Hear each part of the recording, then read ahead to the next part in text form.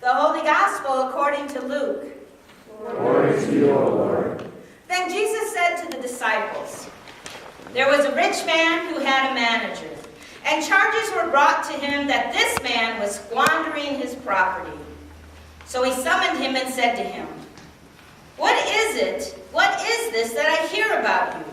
Give me an accounting of your management, because you cannot be my manager any longer.' Then the manager said to himself, 'What will I do now that my master is taking this position away from me? I'm not strong enough to dig, and I'm too ashamed to beg. I have decided what to do, so that when I am dismissed as manager, people may welcome me into their homes.' So summoning his master's debtors one by one, he asked the first, 'How much do you owe my master?' He answered, 100 jugs of olive oil. The manager said to him, 'Take your bill, sit down quickly and make it 50. Then he asked another, 'And how much do you owe?' And he replied, 100 containers of wheat. The manager said to him, 'Take your bill and make it 80. And his master commended the dishonest manager because he had acted shrewdly. For the children of this age are more shrewd in dealing with their own generation than are the children of light. And I tell you, make friends for yourself by means of dishonest wealth, so that when it is gone, they may welcome you into the eternal homes. Whoever is faithful in a very little, is faithful also in much. And whoever is dishonest in very little is dishonest also in much.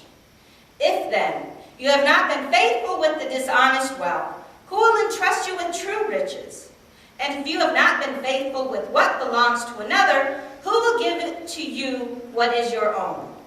No slave can serve two masters, for a slave will either hate one and love the other, or be devoted to the one and despise the other. You cannot serve God and wealth. The gospel of the Lord. Praise to you, O Christ. Please be seated.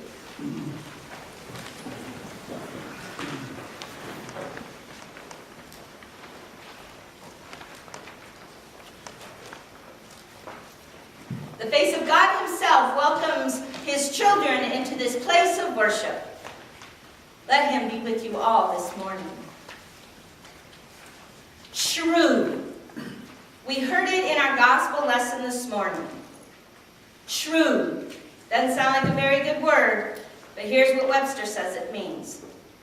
Having or showing an ability to understand and make good judgments, or being mentally sharp or clever.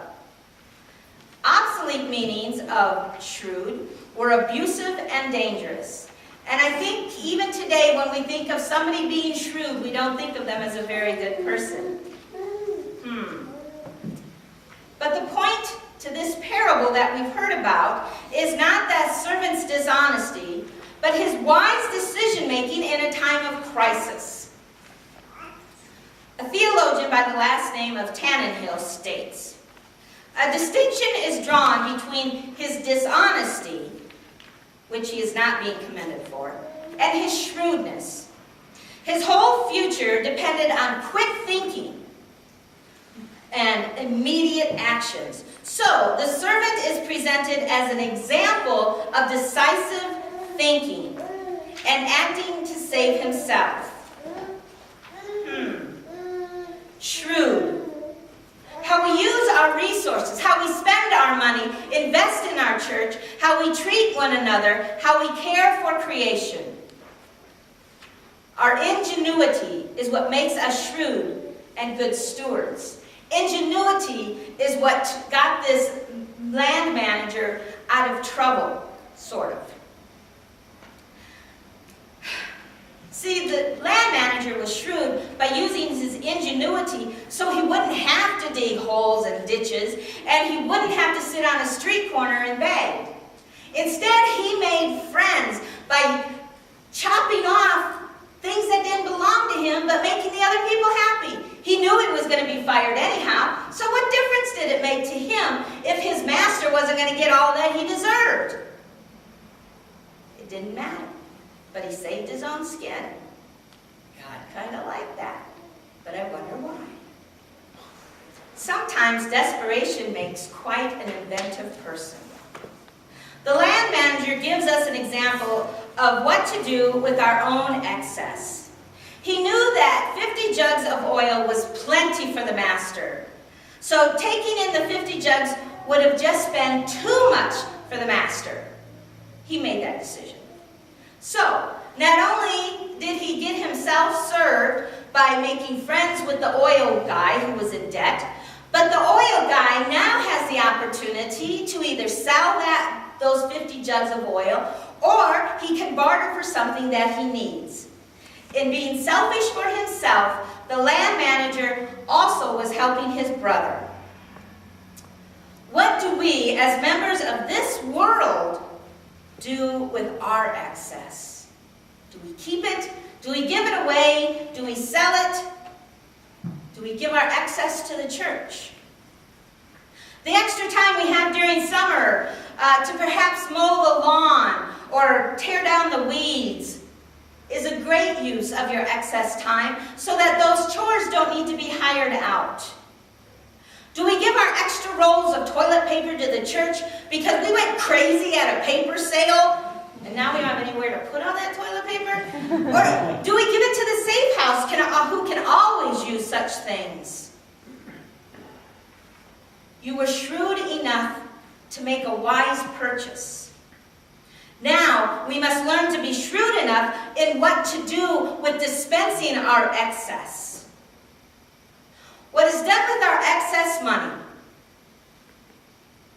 Excess money? Pastor, we don't have excess money.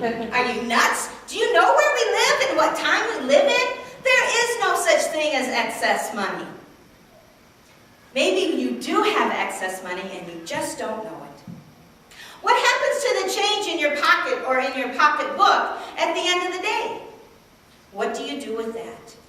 How much money are you going to spend on Halloween this year? Do the children really need to learn excess, especially when it comes to candy? When we are shrewd with our resources, we become like the servant. We are preparing for our future and our future with God. And in preparing for our future, we can help the future of those we are shrewd with. We can help our church. We can help the future of our children, with the future of our grandchildren, with the future of creation. In this parable, we aren't being told to be unreliable, distrustful, selfish, or greedy. We are being shown that it is okay to take care of ourselves as long as others are being taken care of with our self-care. We are being taught to plan for our futures here on earth and our future with our Heavenly Father. Amen.